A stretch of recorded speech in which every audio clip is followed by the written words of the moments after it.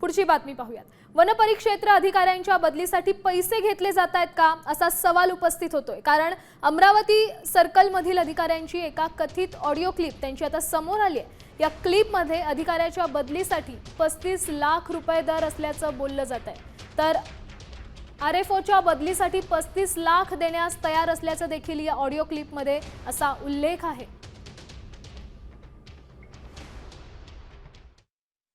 Social मीडियावर एक audio clip मोठ्या प्रमाणात व्हायरल होऊन राहिले, ज्यामध्ये वन परिक्षेत्र अधिकारी बदल्यांसाठी 35 लाख रुपये मोजावं लागत व त्यापेक्षा जास्त रकमेचा याच्यात उल्लेख केलेला आहे। हे प्रकरण अतिशय गंभीर आहे। वन संवर्धनासाठी व वन्यजीवांच्या सुरक्षतेसाठी हे खूप मोठ्या प्रमाणातलं गंभीर प्रकरण लक्षात येत आहे। कारण की वन परिक्षेत्र अधिकारी यांची जबाबदारी हे वनाचं व वन्यजीवाचं रक्षण करण्याची असते, ना की आर्थिक मलिदा लाटण्यासाठी असते। परंतु ह्या ज्या ऑडिओ क्लिपमध्ये जो वन विभागात अधिकाऱ्यांच्या होणाऱ्या बदल्यांमध्ये जो आर्थिक गैरव्यवहार होताना दिसून राहिलेला आहे, त्याची कुठंतरी माननीय महाराष्ट्र राज्याचे लाडके मुख्यमंत्री व लोकप्रिय मंत्री गणेश नाईक साहेबांनी कुठंतरी कारवाई करायला हवी। या राज्यात तुम्हाला कोणी बदल्या ट्रान्सफर अपॉइंटमेंट करता, अवैध व्यवसाय करता, सरकारच्या नावाने जर कोणी पैसे मागत असेल तर त्यांना तात्काळ पोलीस केस केली पाहिजे।